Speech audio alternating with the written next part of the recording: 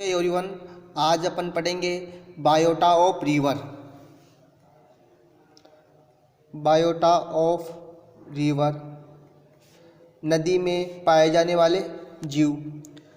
तो रिवर में संघ सिलेंट्रेटा, एनेलिडा,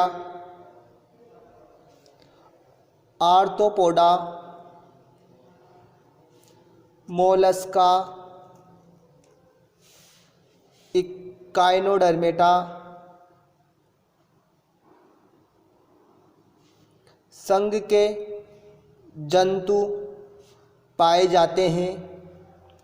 इन सभी संघ के जंतु देखने को मिलते हैं। इसके अतिरिक्त कोर्डेटा के वर्ग यानी कि एम्फीबियंस जंतु देखने को मिलेंगे। इसके अलावा पीसीज महावर्ग के जंतु भी देखने को मिलते हैं। और इन जंतुओं में यानी रिवर में पाए जाने वाले जंतुओं में निम्न अनुकूलन पाए जाते हैं। तो देखते हैं अपन अनुकूलन कि कौन कौन से अनुकूलन पाए जाएंगे जल में रहने वाले जीवों के शरीर में। तो फर्स्ट अनुकूलन देखेंगे अपन, चपटा शरीर।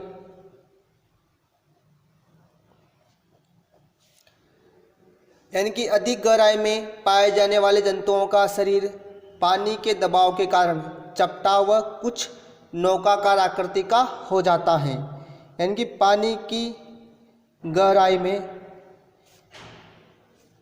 दबाव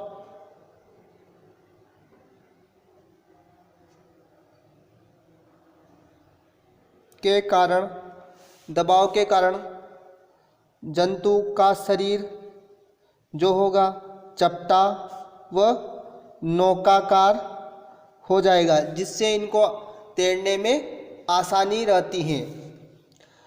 अगला देखते पर अनुकूलन दारारेखित शरीर। दारारेखित शरीर,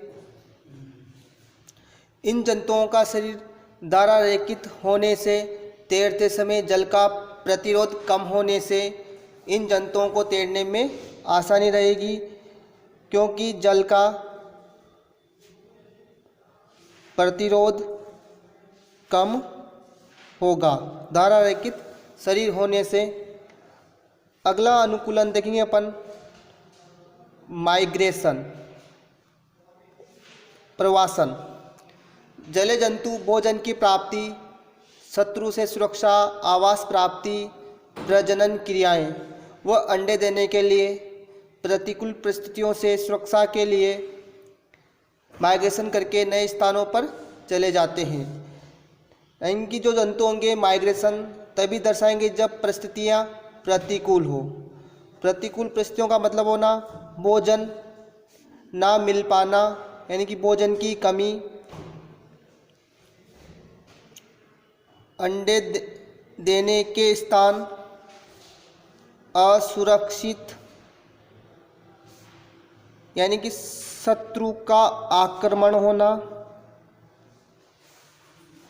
प्रजनन क्रियाओं के लिए भी जंतु माइग्रेशन दर्शाते हैं। अगला अनुकूलन देखते हैं अपन, शिकारी प्रकृति।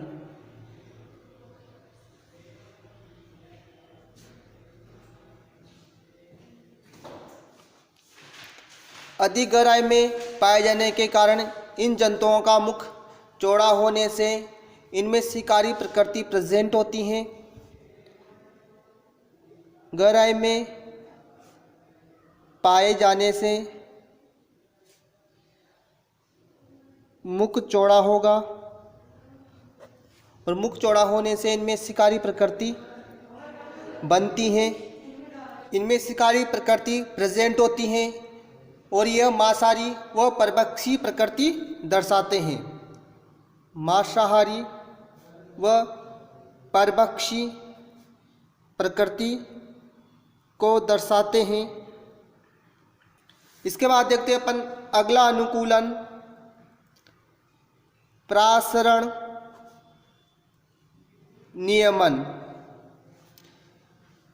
शरीर में जल व आयनों के संतुलन को बनाए रखना प्रासरण नियमन कहलाता है। जल और आयनों का संतुलन होना प्रासरण नियमन कहलाता है, यानी कि जल नियमन कहलाता है। जलीय जंतुओं के शरीर में पीएच का जो नियंत्रण होगा वो भी प्रासरण द्वारा ही होता है। इनमें जल नियमन के लिए विशिष्ट संरचनाएं प्रेजेंट होती हैं, जैसे अमीबा प्रासरण नियमन दर्शाती हैं, पैरामीशियम प्रासरण नियमन दर्शाती हैं। और इनमें प्रासरण नियमन के लिए संकुचनशील रिक्तिकाएं पाई जाती हैं, यानी कि इनके अंदर संकुचनशील रिक्तिका होगी जो जल नियमन या प्रासरण नियमन का कार्य करती हैं। इसके बाद देखते हैं अपन अगला अनुकूलन आसन विधि।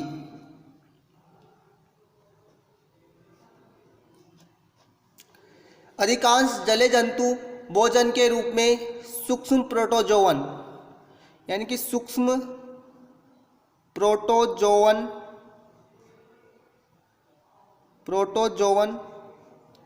शैवाल, बैक्टीरिया, कार्बनिक पदार्थ, इन सभी को ग्रहण करते हैं भोजन के रूप में। और अधिक गहराई में पाए जाने वाले जंतुओं में मांसाहारी और परभक्षी प्रकृति पाई जाती है, क्योंकि उनका मुख चौड़ा हो जाता है, इसलिए वो परभक्षी प्रकृति को दर्शाते हैं।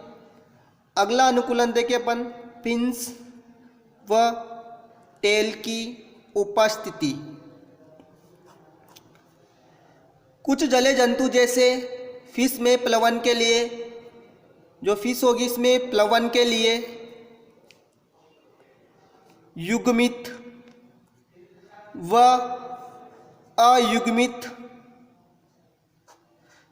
फिन प्रेजेंट होते हैं। इसके अतिरिक्त इनमें पाए जाने वाली टेल तथा इस पर उपस्थित कॉडल फिन भी इन्हें प्लवन में सहायता करते हैं। जो टेल होती हैं वो भी इनमें तैरने में सहायता प्रदान करती हैं। और जो इनकी पूंछ होगी वह होमो सर्कल व हिटेरो सर्कल प्रकार की होती हैं, या इनकी समपाली या विषमपाली प्रकार की होगी। इसके बाद देखते हैं अपन अगला अनुकूलन अंतःकंकाल।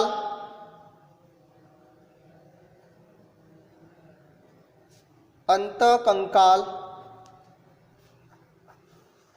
इनका शरीर हल्का होने से इनमें जलीय आवास में प्लवन की क्षमता प्रेजेंट होती है।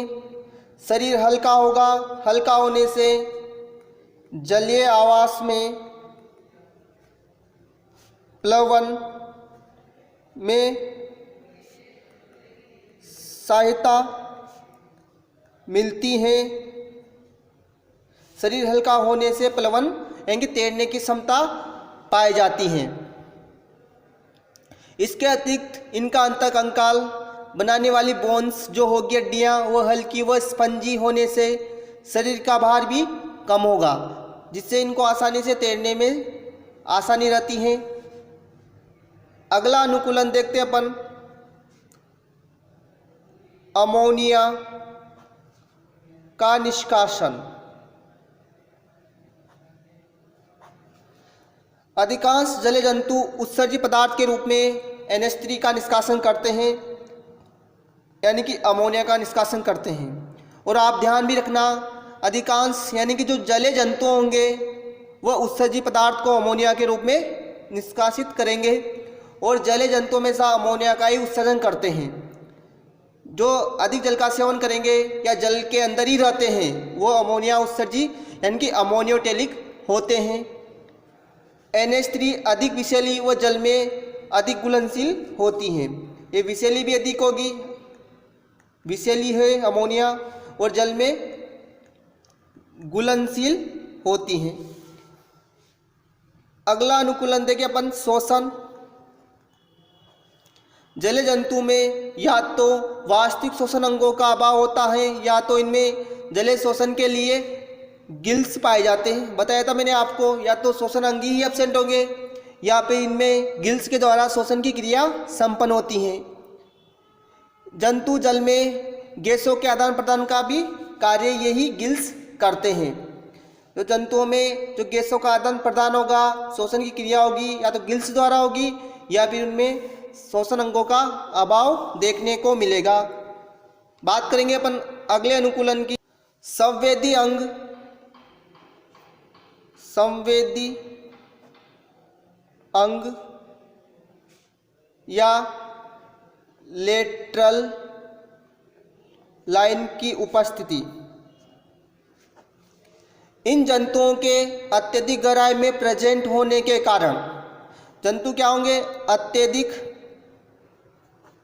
गहराई में प्रेजेंट होते हैं, तो इस कारण इस पर प्रकाशग्राही,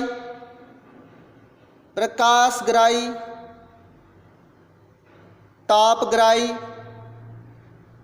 स्पर्शग्राही संवेदी अंग अधिक विकसित होते हैं। संवेदी अंग अधिक विकसित होंगे।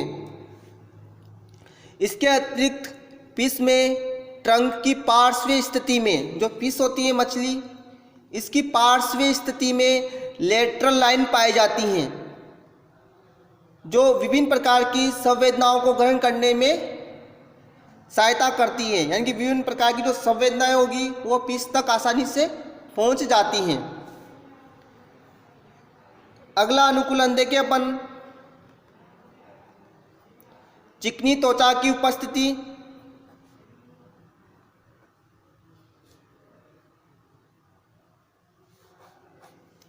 जल में रहने के कारण इन जंतुओं की त्वचा के नीचे अनेक श्लेष्मीय ग्रंथियां प्रेजेंट होती हैं। अनेक श्लेष्मीय ग्रंथियां प्रेजेंट होगी जो श्लेष्मा का स्त्रवण करती हैं, श्लेष्मा का स्त्रवण करती हैं। तो और जब श्लेष्मा का स्त्रवण होगा तो त्वचा जो होगी नम व चिकनी बनी रहती है। इससे त्वचा की जल से सुरक्षा हो जाती है, यानी त्वचा जल से सुरक्षित रहेगी। त्वचा नम व चिकनी रहने से यानी उस त्वचा को जल नुकसान या हानि नहीं पहुंचा पाएगा। तो इसी के साथ अपन ने इस लेसन को कंप्लीट कर लिया। इसके बाद अपन नेक्स्ट लेसन को स्टार्ट करेंगे। तो आज के लिए बस इतना ही। थैंक्स।